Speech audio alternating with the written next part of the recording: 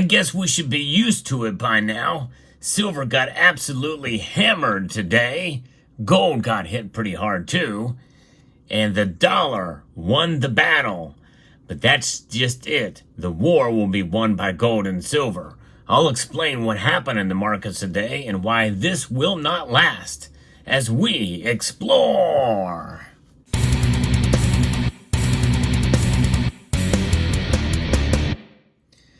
One thing we know that will last, that is volatility in the silver market. We continue to see silver fluctuate fairly dramatically compared to gold. Today it got hit very hard. It went down as low as $29.42.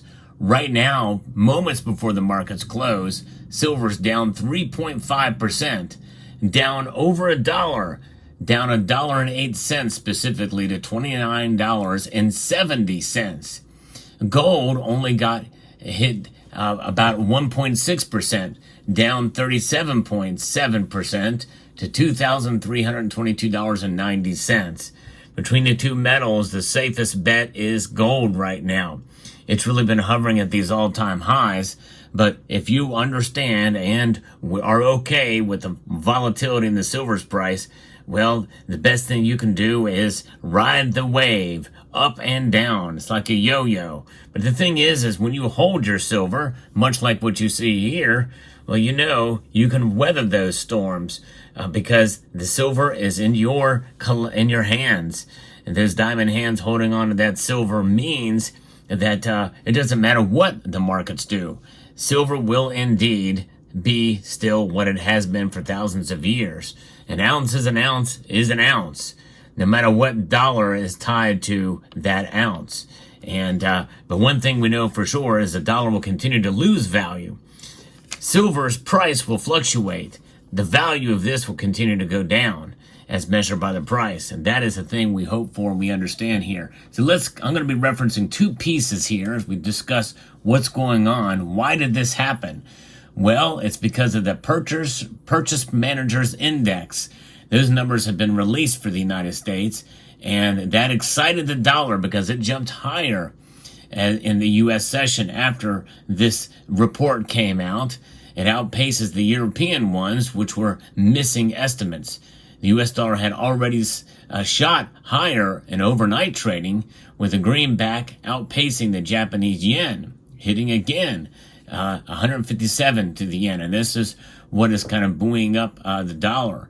Whilst tech whale NVIDIA dove under 3% and lost $91 billion at the U.S. closing bell. And that's about the same amount that silver got hit too. It's kind of interesting. A tech stock and silver got hit about the same rate. On the economic data front, nearly all data components have been issued for the week, according to FX Street here. And so we know that the housing market is further easing on several fronts, but housing prices have reached record highs right now. And other U.S. data, such as the PMIs, are not showing any exceptionalism anymore. In other words, it came in line with the highest estimate in the economic survey, which is one of the reasons why I think this dip that we're seeing is short-lived, and we should take advantage of it, I think, if you're considering a purchase. Now, we are getting very, very close to summer, and the summer doldrums will probably be with us. Remember what I said about the range for the summer doldrums. Still a pretty wide range, which allows for some volatility. This is just my guess, and that is somewhere around between $27.50 and up to as high as $31, because I think silver is going to go higher by the end of the year. Now, if that materializes, I don't know. We'll see.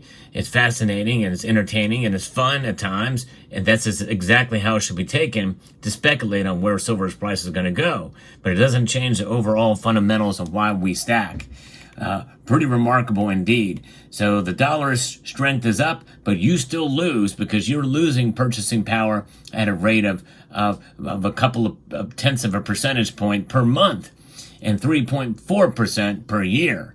Now, we look at another piece here from FX Empire that we see this essentially turned out to be a panic move in the silver market as the PMI numbers came in hotter than expected today.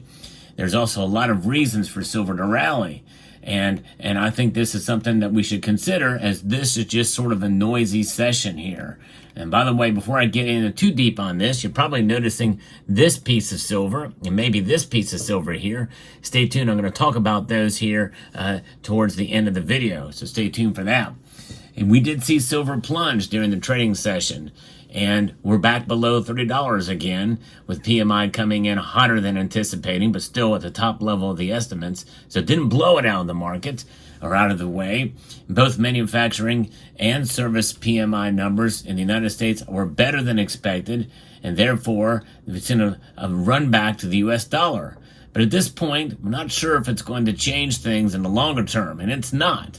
You got a situation where market participants will continue to look at this through the prism of perhaps buying a bit of value, because silver is still very much in a strong uptrend. People will probably take advantage of these dips too, not only in the physical form, which I highly encourage if you are able to do it within your budget, but also in the exchange traded products area, ETFs, and the paper markets and digital markets. I think that you're going to see where a lot of that's going to probably occur, is going to kind of drive some of the price. I think if you continue to look at this as a potential buying opportunity, but you're going to have to be cautious with sizing of the positions in the market, because it will be volatile.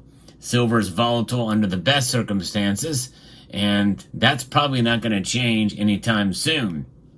But we'll continue to see what happens as we look through this and see what happens over the course of the next couple of days and weeks. Fridays, save for one last Friday, we've seen dips like this, and which makes the market very interesting on Sunday night. On Sunday night, I do a market watch here. I'm the only channel in the community that does it, but we track the precious metals markets as they open up in Asia on Sunday nights at 6 p.m. Eastern time. So it'll be very fascinating to see what happens there. Now, you're probably wondering, well, what are these pieces here? This is something from the Germanium Mint. It is the first time that they produced an octagonal coin, and one of the very few that are out there. And this is from the Witchcraft series. This is Ceres, and this is a 2023 BU, although it does have some antiquing and it has some gilding on it as well. And this is the ritual piece, and though I'm not the biggest fan of the theme of this, it is very well done, and I love the way that they did this. This is the second of the series, and of course the actual sculpting is absolutely second to none. Amazingly done with this piece with the Ceres. Very, very nice indeed. And here on the reverse, we can see the Germania and the year of issue for 2023 with all the symbolism there. They do a great job with that. They also have the runes on there on this piece here, and just a spectacular piece, very well done by Germanium Mint. And then we also have here the rune, and this rune is quite special. It is the next in the series that they've put out. I think they've had a whole extended the series, if I'm not mistaken, from what they've had before. And this one here is, again, it's a cast piece, and they're individually serialized here, and very, very well done. And these, since these are collector pieces, they're a bit of a premium on them, but it's because of the craftsmanship, the limited mintage on these pieces, and also great features such as the ability to light up under a black light there. That's pretty cool that they can do that, and you can see that. And this piece represents, this idea of sort of a fertility and a bountiful harvest, prosperity, and abundance. It's kind of what that rune stands for. But this is 1 ounce, but it is a small, compact size, which gives you the sense of a feeling heavier than it really is, since it's cast in this manner or form. And it really does kind of complement some of the other series that they have done with the Germanium Mint.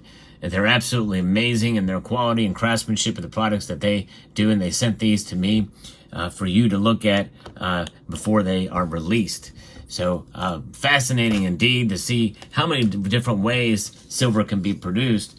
Silver is as volatile in terms of its selection as it is in the numismatic market, as it is for the the price differentials as well. And with the markets moving as they are, I think that we're going to probably continue to see some volatility ahead. But my guess is it's probably going to be toned down a bit, tamped down a bit through the summer months. And, you know, we're just now getting into those months. And so stay tuned for that. But nonetheless, the fundamentals have not changed. And it's exciting to see dips like this because it provides an opportunity to buy. And when you understand that there's two things to look at here.